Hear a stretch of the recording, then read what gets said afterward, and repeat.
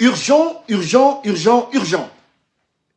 Chers compatriotes, ce message est très urgent. Partagez-le au maximum pour sauver la vie d'innocentes personnes. Je prends la parole ce soir pour lancer une alerte extrêmement grave. Non mais c'est incroyable. Je n'étais même pas en mesure de faire une vidéo ce soir. Mais vu l'urgence de l'information, j'ai immédiatement jugé nécessaire de m'adresser à vous. Selon mes informateurs, des sources bien introduites, le CNRD prépare un événement diabolique le 17 janvier prochain à l'occasion de ce simulacre d'investiture. Écoutez-moi très bien, chers compatriotes.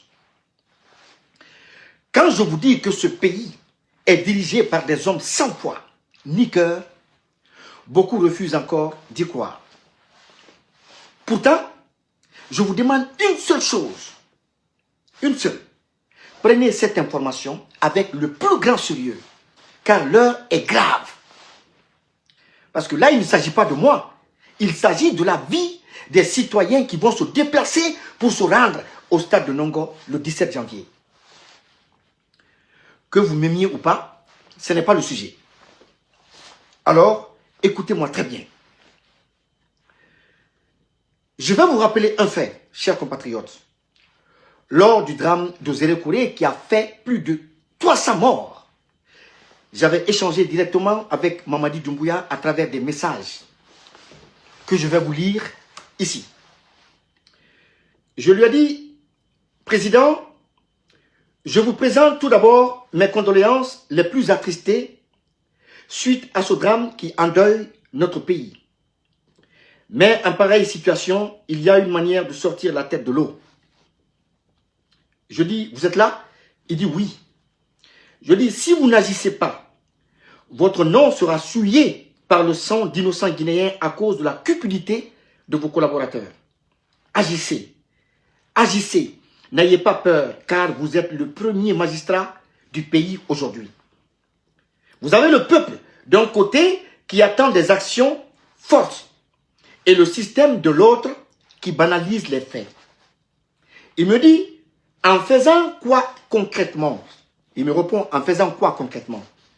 Je dis, Président, il faut changer au pire quelques membres de ce gouvernement qui étaient sur les lieux en guise de sanction. Il me dit, je continue, je dis, l'opinion nationale et internationale vous culpabilise et vous tient pour responsable. Il me dit, avant la fin des enquêtes, je dis, je vous ai fait des propositions qui ne sont pas peut-être réalisables pour vous, mais il faut que vous sortiez de cette situation la tête haute. Dans un pays normal, la première action que le président pose en pareille situation, c'est de révoquer tous les ministres qui sont de près ou de loin mêlés à ça, en attendant la fin des enquêtes. Après tout, il s'est contenté de réagir par un simple pouce pour dire « OK ». Mais aucune sanction n'a été prise, aucune enquête n'a été menée pour situer la responsabilité de ses collaborateurs, pourtant foncièrement impliqués dans ce drame qui a coûté la vie à plus de 300 citoyens guinéens. Chers compatriotes, ma source m'informe avec assurance et insistance que le même scénario serait en préparation le 17 janvier au stade de Nongo. Écoutez bien. Pourquoi cela devrait-il arriver? Et quel est le modus operandi, c'est-à-dire le mode opératoire? Ma source affirme qu'au-delà des sacrifices d'animaux qu'ils font par centaines, leur pouvoir a besoin du sang de la masse. Je dis quoi? Écoutez très bien. Et informez les personnes autour de vous. Croyez-moi ou non, faites-en ce que vous voulez de cette information. Mais écoutez. Une fois, vous aviez entendu Ansou Damaro parler d'une histoire de marabout au palais au médecin, non? Mon informateur me l'a confirmé. Il dit, plus il y a de sang, plus il garde le contrôle sur le peuple. Il me dit que les Tigui veut coûte que coûte conserver sa chose, quitte à sacrifier des centaines de Guinéens. Je dis, c'est qui que les Tigui? Il dit le black. Parce que nous, on l'appelait, moi je l'appelle le black. Il dit, après sa prestation de serment au stade, dès qu'il quittera les lieux avec ses invités, un incident sciemment provoqué par certains éléments déjà préparés plongera le stade dans une panique totale. Il continue, il dit, il y aura des coups de feu et ça sera le sauve qui peut. Il dit, dans cette panique, les gens se marcheront dessus et il y aura forcément des morts. Le lendemain, certains officiers déjà dans leur viseur seront arrêtés et accusés d'être à l'origine d'une tentative de coup d'État. Après, je lui dis, mais pourquoi est-il obligé de créer une panique au stade au point que ses propres supporters perdent la vie? Il me répond pour les deux raisons que je viens de te citer. Le sang pour le pouvoir et la chasse aux éléments qu'il suspecte au sein de l'armée. Parce qu'une information circule sur nous au sujet d'une éventuelle riposte venant du fils de Claude Pivy, Verny Pivy.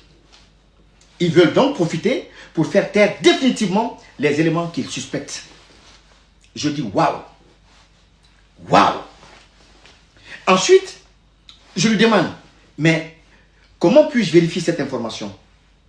Il me dit, je ne te le dis pas pour que tu me crois, ou non. Je te le dis pour que tu passes le message aux citoyens innocents qui ignorent qu'ils pourraient être sacrifiés au cours d'un événement, au cours d'une opération dont ils ne connaissent ni les tenants ni les aboutissants. Il dit parce que ta voix passe. Puis il rajoute, il dit n'oublie pas surtout d'insister sur le cas des enfants et des adolescents. Je dis, ah ouais? Il dit non, il ne faut pas que les enfants et les adolescents viennent là-bas. Il dit, bye, je sors pour une mission.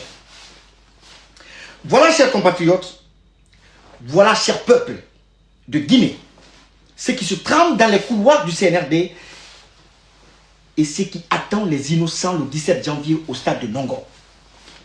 Ils vont vous demander d'aller au stade par centaines, par milliers, pendant que eux, ils seront lourdement sécurisés par des hommes armés. Et vous, pauvres citoyens, sans protection, c'est vous qui allez payer le prix de leur sacrifice. Croyez-le ou non, moi, je joue mon rôle. Je ne joue que mon rôle. Tant que je serai informé d'éventuels dangers qui guettent le peuple, je mettrai ces informations sur la place publique, sans tergiverser. Informez vos proches, vos amis, votre famille. Ne prenez pas 100 000 ou 150 000 pour aller mourir là-bas. Les deux raisons pour lesquelles il y aura cet incident, mon informateur a insisté là-dessus. Il me dit, la première raison, c'est le sang pour le pouvoir. La seconde raison, c'est la chasse aux hommes. La chasse aux hommes qu'ils suspectent comme étant les gens qui ne sont pas dans l'esprit du CNRD. Voilà, chers compatriotes, que Dieu protège la Guinée, que Dieu sauve le peuple, que Dieu guide ce peuple-là et que Dieu nous donne un dirigeant qui pourra réconcilier les Guinéens, sortir la Guinée de l'ornière et que nous puissions prendre la parole comme étant un peuple souverain et digne dans le concert des nations. Merci beaucoup. La patrie ou la mort, nous vaincrons. À bientôt. Faites attention à vous.